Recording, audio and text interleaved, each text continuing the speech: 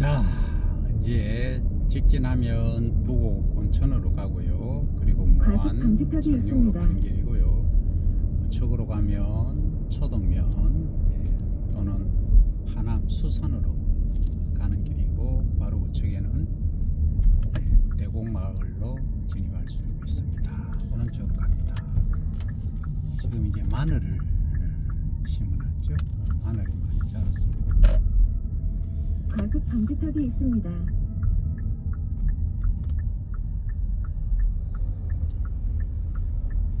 지난주에 제가 시골 가면서 여기를 한번 찍어 올렸습니다.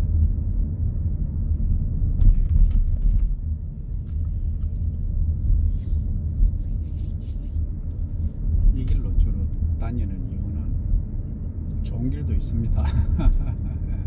좋은 길도 있는데 이게 아주 그 농작물 재배도 많고요. 또 고향 같은 느낌이 많이 들죠. 정겨움이 있고요. 여기가 범포라는 곳이죠. 여기 바늘 초등학교에 다녔던 친구들이 여기에 살았었어요.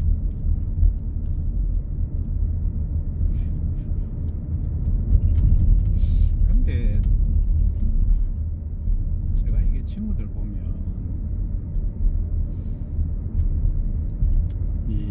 모르겠어요. 이게 우리 사회가 문제인지. 동창회는 꼭 나오는 학생들만 나와요. 왜 그럴까 하는 생각을 제가 많이 해보는데, 그 동창회를 그 초등학교 동창회는 1년에 한 번밖에 안 해요. 딱 한 번 모입니다. 그래서 저는 그 단톡방에 그 참여하는 그 명단에 그 이름 안 넣습니다. 왜냐하면 괜히 제 이름 넣으면 제 보기 싫다고 연속 커브에 주의하세요. 안 올 친구들이 있을 수도 있고요. 그래서 제가 안 넣습니다, 일부러. 그래서 저는 거의 빠짐없이 갑니다. 특별한 일이 없으면요. 왜 우리 그런 거 있지 않습니까? 나 꼴 보기 싫어서 뭐 안 한다 이런 얘기. 근데 제가 잘못한 건 없어요. 그런데 이제 혹시나 그럴 수도 있을까 싶어서 그럽니다. 그래 이제 명단에 없다가 가면 또 더 반갑기도 하고 그럴 수도 있겠죠.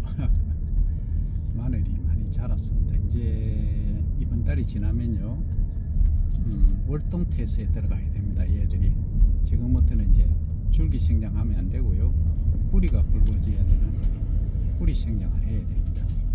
그래야 이제 위에 줄기가 반쯤 죽더라도 뿌리가 이제 한 2월달 중후반 되면, 중하순 되면 새롭게 이제 자라나죠. 그래서 뿌리가 그만큼 튼튼해야 되고 중요하다 말씀을 드릴 수 있습니다. 이 지난번에 초동 연갓길 소개시켜 드렸죠. 한번 둘러봤었습니다.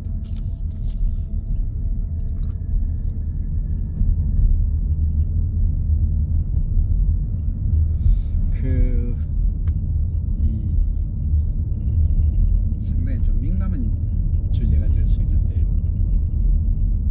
이 인간의 수명이란 거 있지 않습니까? 근데 이제 힌두교죠. 힌두교에서 윤회 사상, 불교에서도 사실은 윤회 사상을 담고 있어요. 발상 기원이 같으니까요. 담고 있는데 이제 힌두교에서만 강조를 하는 것처럼 이렇게 되어 있는데, 불교에서도 윤회 사상이 사실은 있습니다. 근데 조금 이제 다르죠. 근데 인간의 수명을 가만히 보면 참 저는 그 안타까운 게 많이 봅니다. 주변에 너무 많이 봅니다. 충분히 기회가 있는데 나설 수도 있는데 병 들었을 경우입니다. 사고야 뭐 어쩔 수 없다고 손치더라도 참 병을 자랑을 해야 되는데 병을 감추는 사람들이 많이 있어요.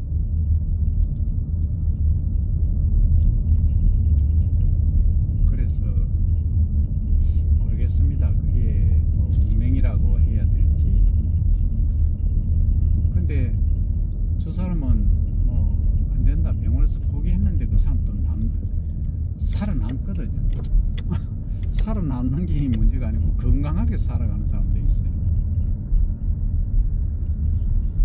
이게 이제 우리가 AI에서 담아가지고 사례를 가지고 어떻게 치유 방법이라든지 또는 치료 방법을 명확히 할 수 있는 그게 될지는 모르겠습니다만, 글쎄요. 하여튼 너무 이게 그런 거 보면 운명이 있지 않느냐.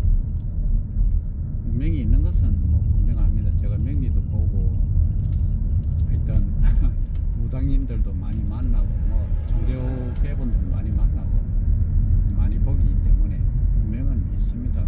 내세도 있고요. 그 카르마라고 하는 있습니다. 업식, 과거의 전생의 업도 다 있습니다. 있는데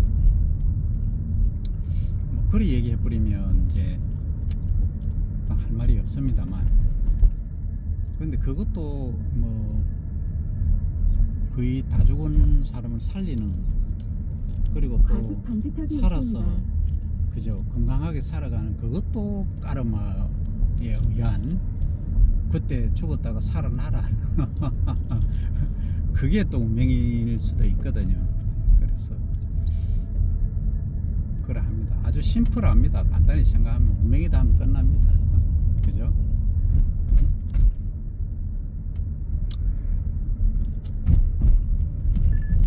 그래 이제 어떤 사람 또 그런 말 하죠. 똥밭에 굴려도 뭐 이성이 저성보다 낫다 그런 얘기도 하지만은 진짜 그 병상에서 오래 계시던 분들은요 또 다릅니다. 그래서 사람마다 또 처해 상황에 따라서 또 생각이 다 다르고 아직 수학 안 한 데가 있네요. 이쯤 되면 이미 뭐 하자는 겁니까? 지금 11월 오늘이 16일인데요.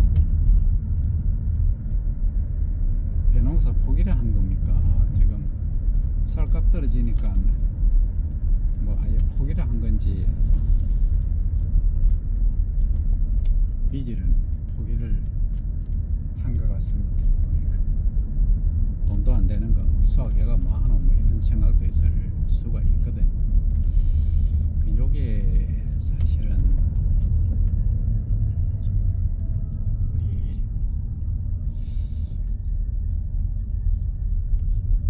위정자뿐만이 아니고 우리 모두가 함께 고민해야 될 부분입니다. 그래서 제가 가만히 유심히 보면요, 고깃집에 가면요 고기하고 채소만 먹지 밥은 안 먹습니다. 그런 분들 많아요.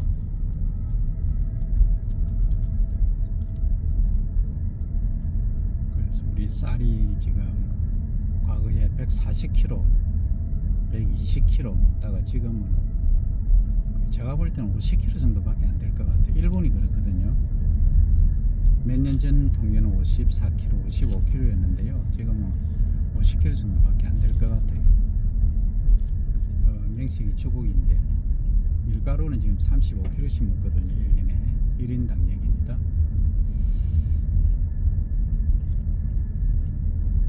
그래서 농업 기반이 무너지면 나중에 어떠한 위기를 초래할지는 뻔히 보이는데, 우리가 군인을 40만 명 또는 35만 명 유지하는 이유는요, 뭐 지금까지 전쟁 없었지 않습니까? 1953년 휴전 이후로 없었지만은 그 만일의 사태에 대비하는 거죠. 그래서 국방비를 40조 50조 이렇게 들여가지고 유지를 하는 거고요. 근데 이 쌀에 대한 기반 산업도 이 식량이 안 보거든요. 이 식량 기반이 무너지면 이건 뭐 그 전쟁보다 더 무서운 겁니다. 그래서 이런 점들을 꼭 인지를 하셔가지고 국민분들이 안심하고 농사 지을 수 있는, 그렇다고 해서 소비자분들에게 피해가 가는 그런 건 안 되겠죠. 안 되지만은, 아니 밥 한 공기 쌀값으로 치면 300원 400원 정도도 안 하는데 그건 문제가 많죠. 그죠? 예, 그래서 이런 부분들은 농민단체 분들하고 잘 협의를 하셔가지고 잘 마무리를 지어야 됩니다. 저도 학교 행정을 조금 해봤습니다만 이게 행정이란 게 딱 고정된 틀 속에서 움직이거든요. 그래서 그 틀을 깨지 못하면요 맨날 그 행정이 그대로 가는 겁니다. 그래서 그 적극 행정이란 말이 나오게 됐는데요. 그러니까 이제 민원 파트에 일반 이제 관공서에서는 계시는 분들이 제일 힘들죠. 그 민원 부서에서 그 민원인을 상대로 일반인 상대가 아니고 민원인을 상대로 하기 때문에 정말 고통스럽습니다. 그분들은. 그래서 그분들에 대한 배려도 있어야 되고 우리 민원인들이 가시면요 상당히 거칠게 하시지 말고 과속 방지턱이 부드럽게 있습니다. 해주셔야 됩니다. 정말 힘듭니다.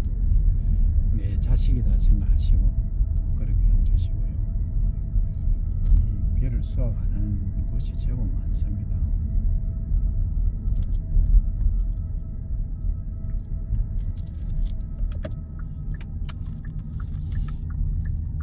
여기 이제 콩을 쏘아 과속 방지턱이 있습니다.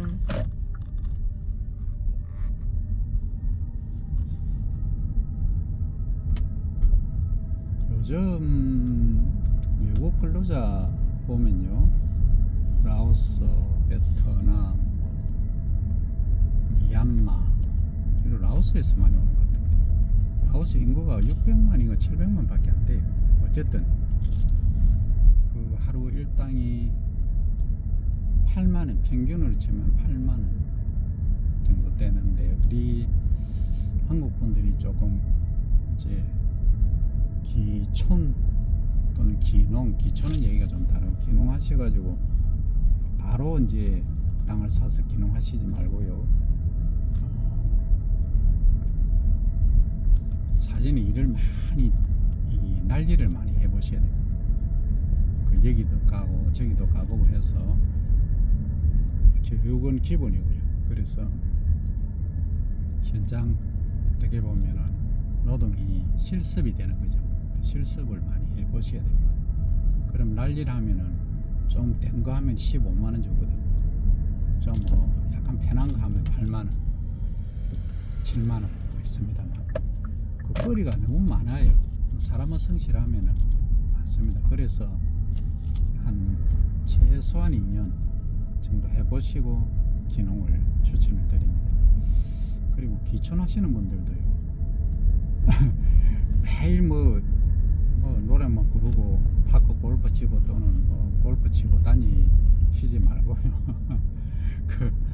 그냥 주변에 일 하시면 그렇게 하세요. 나는 뭐 돈 안 받을란다. 그 막걸리 만잔 사주면 좋다.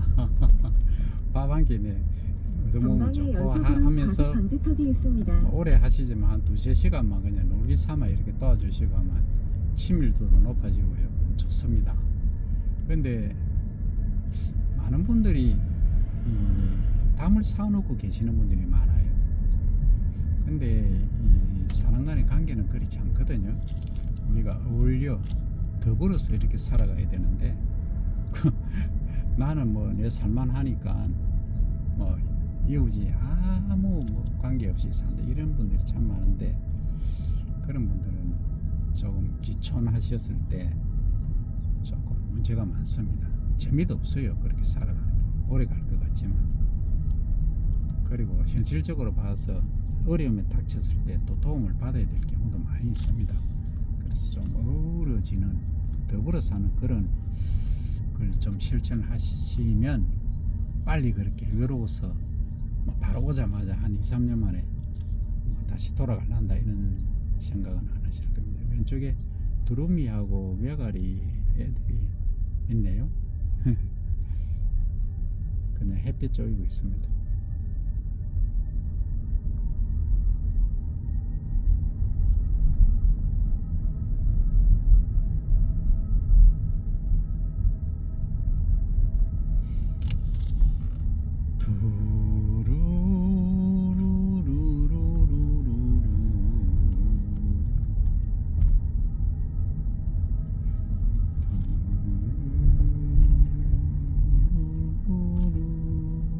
과속 방지턱이 있습니다. 여기도 보면 다 외국인 근로자들. 우즈베키스탄에서 온 친구들이 많더라고요. 그래 이제 대화를 하다 보면 저런 일을 하면 보통 하루에 기본 10만 원, 12만 원 받거든요. 또 잘 하는 사람들 15만 원, 20만 원까지 받아요.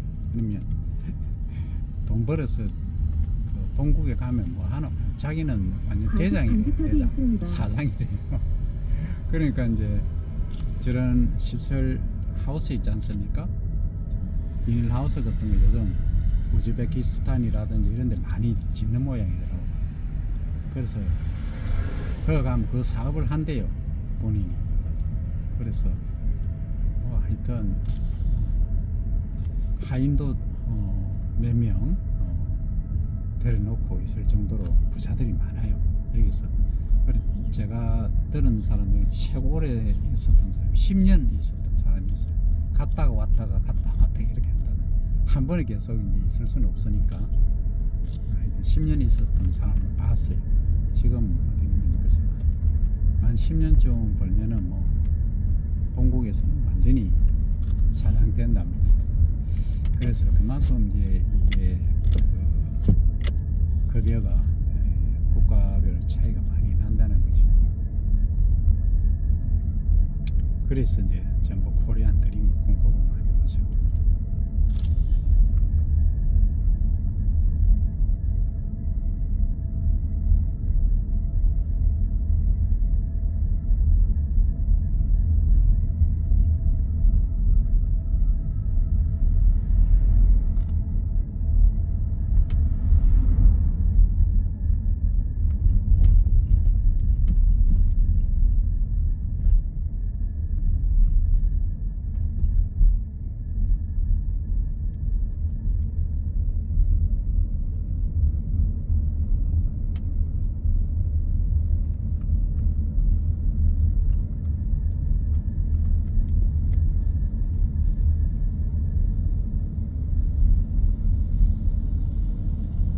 전방에 연속으로 과속 방지턱이 있습니다.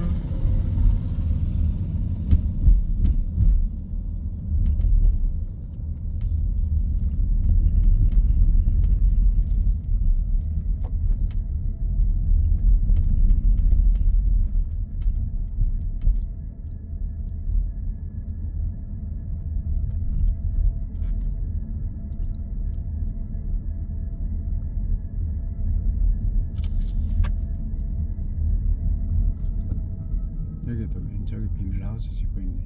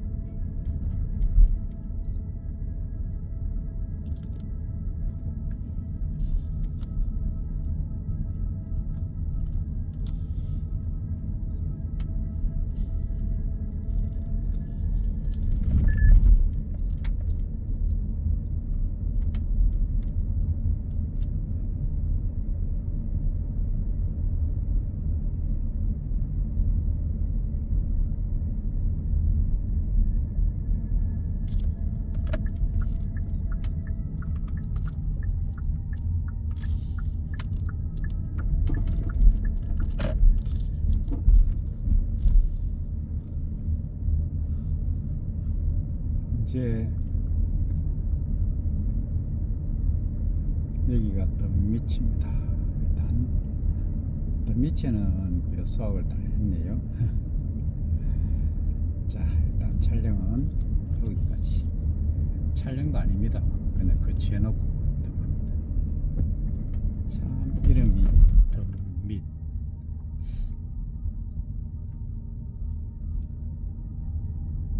옛날에는 여기 참 길이 불편했는데 지금은 딱 가운데 한가운데 사고 다발 지역입니다. 잘 돼 있네.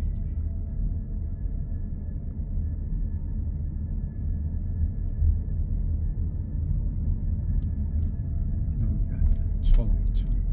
직진하면 수산 진영으로 가고요, 부산 김해로 갑니다. 왼쪽으로 가면 이제 우리 봉항, 덕산 봉항으로 가고요. 산불 조심 합시다.